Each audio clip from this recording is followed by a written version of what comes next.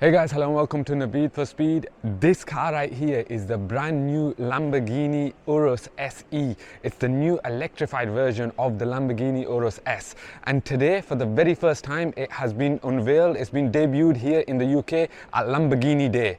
Lamborghini Day is a celebration of all things Lamborghini because 61 years ago, on the 7th of May, Lamborghini was founded. So here we are. It's not only a celebration of Lamborghini, but obviously the UK debut of the new Lamborghini Urus Hybrid. So what is it? Let's have a look at it. Let's take a look around it. Let's take a look inside it, and I will hopefully show you a lot more about this car. So first and foremost, it's the most powerful Lamborghini Urus ever. Now Lamborghini Urus was the first super SUV, and now Lamborghini Urus is now the first hybrid super SUV. Under the bonnet you have the same 4-litre V8 twin turbo, produces just over 600 horsepower, and at the back you have some batteries which now give peak power at 800 horsepower. It's around 788 brake horsepower.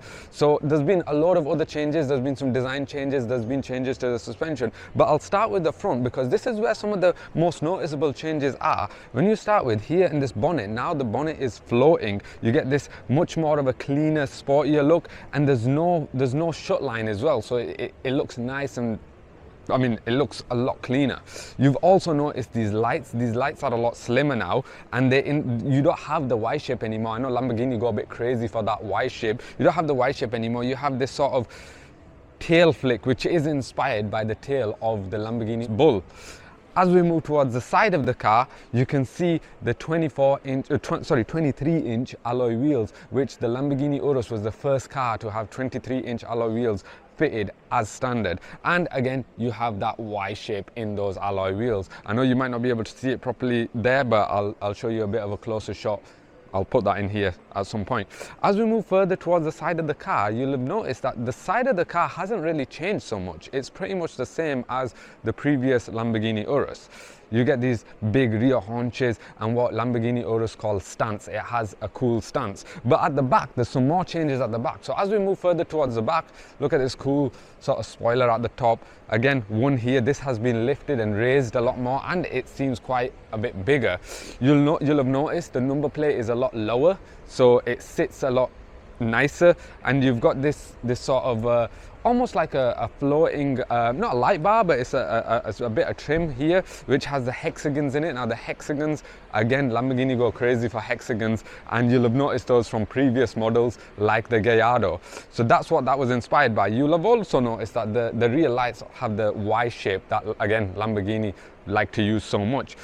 What else you'll have noticed is this sort of rear end in the middle has sort of come out a little bit, so it gives it a lot more of a pointy shape. Now Lamborghini have done that to make it look a lot more aggressive, a bit more sporty, but at the same time the overall look and the overall feel of the car is a lot more subtle.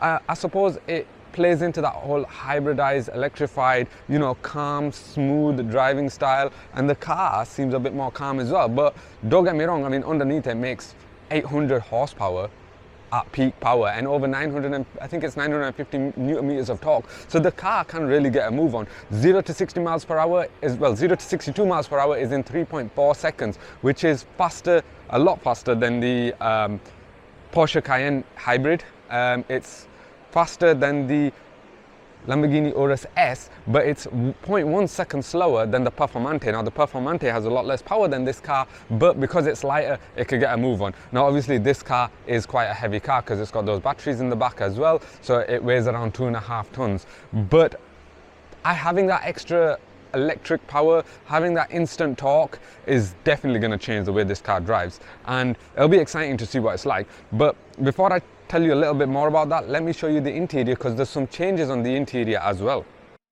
The Lamborghini Urus has been hugely successful for the brand, and this new one produces less carbon emissions and can go nearly 40 miles on electric power alone. So on the interior, there's a load of changes as well. They might not be immediately clear, but this whole center dashboard is a lot more sleeker. It's a lot slimmer, and it's a lot more user-friendly. You have this sort of ledge here, which you can rest your hand on to use the infotainment system. And you get this sort of secondary screen for your climate control, which you'll have noticed from some other Volkswagen Group vehicles like your Audis and your Porsches. Now, this center part here. Now the whole reason why Lamborghini have created the interior as they have is because they want you to feel like a pilot.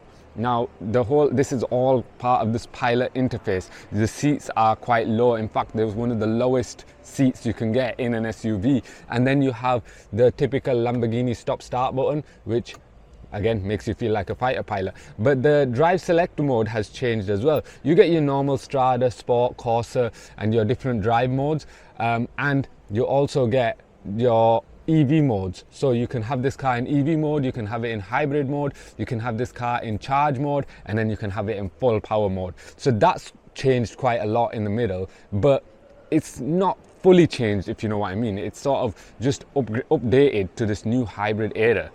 Aside from that, everything else is as you would typically expect with Lamborghini. It's nice. You get loads of different versions of interior trim that you can choose, like you can get in the Revuelto. Now, the whole of this car has got inspiration from the Revuelto, it's got inspiration from the Gallardo, it's got inspiration from a load of other Lamborghini models. So overall, I think these changes are here to improve that driving experience in a car that's already so successful for the brand. This car, over 70% of buyers are new Lamborghini customers, and so this car has been a huge success for Lamborghini. So this is the new hybridized Lamborghini SE, or SE as we would say in English, and I think Lamborghini have done really well to make this a successful endeavor into hybridization, which they started with the Revuelto. And now, moving forward in August, we're going to get another hybridized vehicle from Lamborghini, and I think that will be the last hybrid vehicle from Lamborghini. So it's coming to an end of an era, but before then we get to enjoy some amazing creations like this. Let me know what you think about this car. Let me know what you think about the way it looks. Let me know what you think about the interior. The looks are a bit divided on the exterior. Some people say they don't like it, some people say they do. I quite like it. Let me know what you think in the comments. Thank you very much for watching, and I hope you enjoyed this video. Make sure you subscribe to my channel, where I'll be bringing more and more content, and thank you for watching.